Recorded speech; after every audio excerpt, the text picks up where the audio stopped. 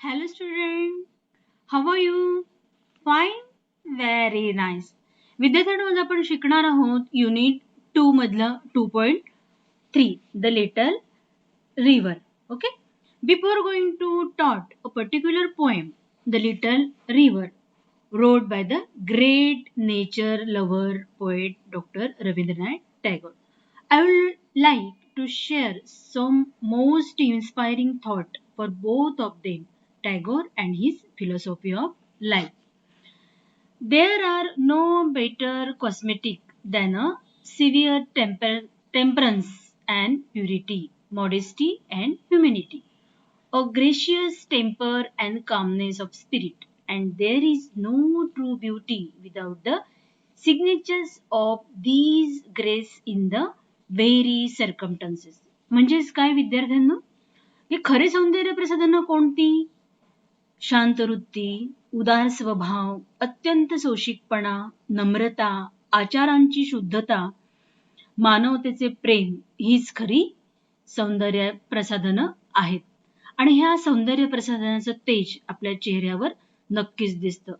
म्हणूनच या ठिकाणी मला तुम्हाला सांगावंसं वाटतं की ह्या कवितेचे द लिटल रिव्हर या कवितेचे जे कवी आहेत हे संपूर्ण स्वभाव गुण त्यांच्या स्वभावामध्ये वृत्तीमध्ये आपल्याला बघायला मिळतात.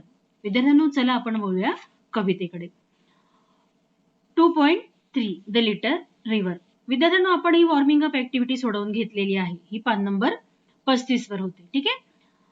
त्याच्यानंतर आपण जर कुटुंबासोबत आणि शाळेसोबत जर सहलीला नदीच्या किनारी गेलो असलो तर आपल्याला सभोवतालच्या परिसरामध्ये काय काय दृश्य बघायला मिळाली हे प्रश्न चिटचॅट हॉवर मध्ये विचारलेले आहेत. 4 प्रश्न आहे. You have to write down the answer in your own sentence. तुम्ही तुमच्या मनाने लिहायचे. या ठिकाणी तुम्हाला समजावं म्हणून मी चित्र पण दिले. नदीच्या काठी तुम्हाला काय काय बघायला मिळालं, त्याच्यानंतर तुम्ही तिथे काय बघितलं, लोक होतीत का, काय करत होती, त्याच्यानंतर नदीचं जे सभोवतालचं जे परिसर आहे तो आता कसा आहे, पोल्युटेड झालेला आहे की नाही, हे सगळं तुम्ही you have to write down your answer of all this question in your own words. आता या ठिकाणी मी तुम्हाला चित्र दिले की जेणेकरून तुम्हाला समजावं उत्तर लिहिताना. तुम्ही जर तिथे गेलेला असाल नदीच्या किनारी तर तुम्हाला there are some industries, some trees, temple, factories, some peoples are going there for hoteling, entertainment. या ठिकाणी पूर्ण चित्रांमधून तुम्हाला वर्णन करता येणं सोपं जाणार आहे. ठीक आहे. मी या प्रश्नांची उत्तरं पण वहीमध्ये लिहायची. पुढे आपण ही कविता बघणार आहोत. या कविते संदर्भात जर मराठीमधून सांगायचं म्हटलं तर ही कविता जी आहे रवींद्रनाथ टागोर यांनी लिहिलेली आहे. 5 कडवी या कवितेमध्ये आहेत. हे बघा या ठिकाणी दिसत आहेत 5 कडवी स्टांजा. त्याला आपण स्टांजा म्हणतो. 1, 2, 3, 4 आणि 5. या प्रत्येक कडव्यांमध्ये किती ओळी आलेल्या आहेत? 4 ओळी. विद्यार्थ्यांना मी तुम्हाला का सांगते, कारण अप्रिसिएशन ऑफ द पोएम हे लिहिताना हे तुम्हाला लिहावं लागणार आहे. टायटल ऑफ द पोएम, त्याच्यानंतर poet of the poem, how many stanzas are there, how many lines in each stanza. म्हणून मग या ठिकाणी मी तुम्हाला शिकवताना सांगत असते, कारण अप्रिसिएशन ऑफ द पोएम मध्ये हे महत्वाचे घटक इन्क्लूड असतातच. किती स्टांजा सांगितले मी? 5. आणि प्रत्येक स्टांजामध्ये in each stanza there are 4 lines, but in the last stanza there are 6 lines. शेवटच्या स्टांजामध्ये 6 ओळी दिलेल्या आहेत. आणि in these stanza we comes to know the moral of the poem.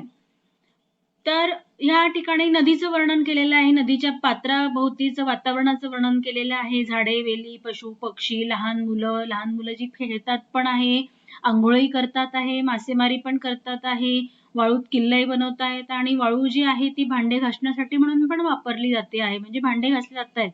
त्याच्यानंतर गुरंढोरं आहे या ठिकाणी पाणी प्यायला आले आहेत, ते सुद्धा आंघोळ करताना दिसता आहेत.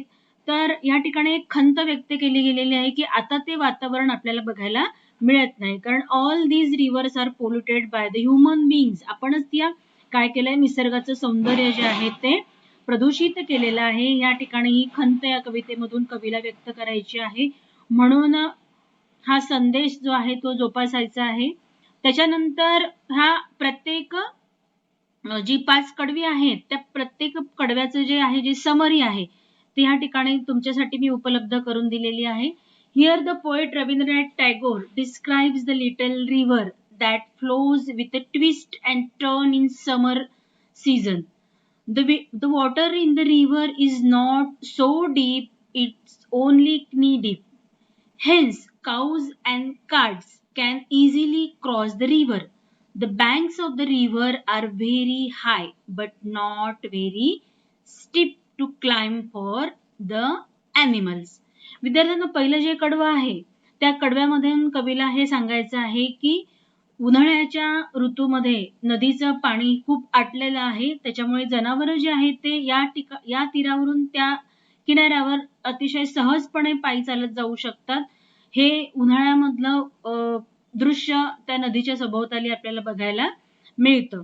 दुसरा जो स्टांजा आहे त्याच्यामध्ये कवी असं म्हणतोय, poet says in summer season the river has very little water, bank is not all muddy, so water looks very clear. There is only sand on the bank of the river that shines brightly. On the other side of the river, there are cush fields, means there grows tall grass with white feathering flowers. Further, the poet says that at daytime we hear chirping sound of mainas. Hear the name of the birds, maina. At night we hear the jackals. Oval. तर दुसऱ्या कडव्यामध्ये कवी असं म्हणतोय की उन्हाळ्याच्या ऋतूमध्ये पाण्याची पातळी अतिशय खोलावलेली असल्यामुळे आपल्याला सभोवताल सगळीकडे सर्वत्र वाळू पसरलेली दिसते आहे.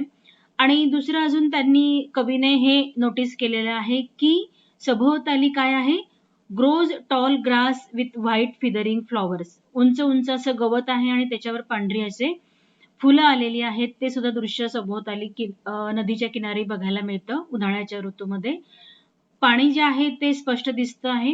Further poet says at time we hearing, कधी कधी मैनाच्या आवाज पण उन्हाळ्यामध्ये बघा आपण कोकिळेचा आवाज जो आहे तो सुद्धा आपल्याला ऐकायला मिळतो. आणि रात्रीच्या वेळी जॅकल्स होवेल, जे आहे जॅकल हा सुद्धा एक प्राणी आहे, त्याचीच आवाज सुद्धा आपल्याला ऐकायला येतो. तिसरं जे कडवं आहे, across the river there is a groves of mangoes palm tree. The village priests dwell in the cool shade of trees. Boys and girls enjoy river water. They splash water with their gamchas while walking through the knee-deep water.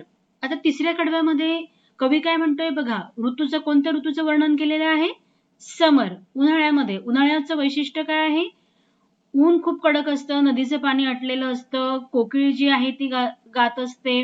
नंतर mango grows, म्हणजे उन्हाळ्यामध्ये आंबा जो आहे तो आंब्याला मोहर आलेला असतो. आणि खेड्यातली जी माणसं असतात त्या थंड हवेसाठी, थंड वातावरणात बसण्यासाठी नदीकाठी येतात. आल्यानंतर ते काय करतात, त्यांचा गमचा जो फेटा असतो तो काय करतात, त्या पाण्यामध्ये धुतात आणि डोक्याभोवती गुंडाळतात. म्हणजेच काय, खूप गरमी असल्यामुळे समर ऋतूमध्ये, उन्हाळ्यामध्ये, म्हणून मग नदीच्या सभोवतालच्या किनाऱ्याला हे येऊन बसतात आणि छान आल्हाददायक त्या ठिकाणी थंड वातावरणाचा आनंद ते घेत असतात. हा तिसऱ्या कडव्यामधला अर्थ आहे. चौथं कडवं, the poet at that every morning and evening they take bath in the river water, means they bath 2 times a day. After bath, they dip in their washcloths to catch the small fish.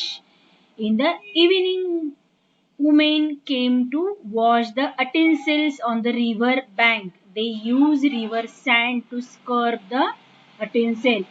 In the fourth stanza, the poet mentioned you, that is that all these things are avoided if you want to clean water of the river. जर आपल्याला नदी प्रदूषित करायची नसेल तर आपण ह्या सगळ्या गोष्टी काय केल्या पाहिजे, टाळल्या पाहिजे, असं या ठिकाणी कवीला आपल्याला सांगावं असं वाटतंय. आता बघा कोणत्या कोणत्या गोष्टी आहेत नदीच्या पाण्यामध्ये आंघोळ करतात. That is the first step. त्याच्यानंतर एकदा नाही तर 2-2 वेळा आंघोळ करतात नदीच्या पाण्यामध्ये. पुढचं आहे, एवढंच नाही तर त्यांचे कपडे सुद्धा ते नदीच्या पाण्यामध्ये धुतात. आणि धुतलेल्या कपड्यांमधले समुद्रामधले मासे ते पकडतात.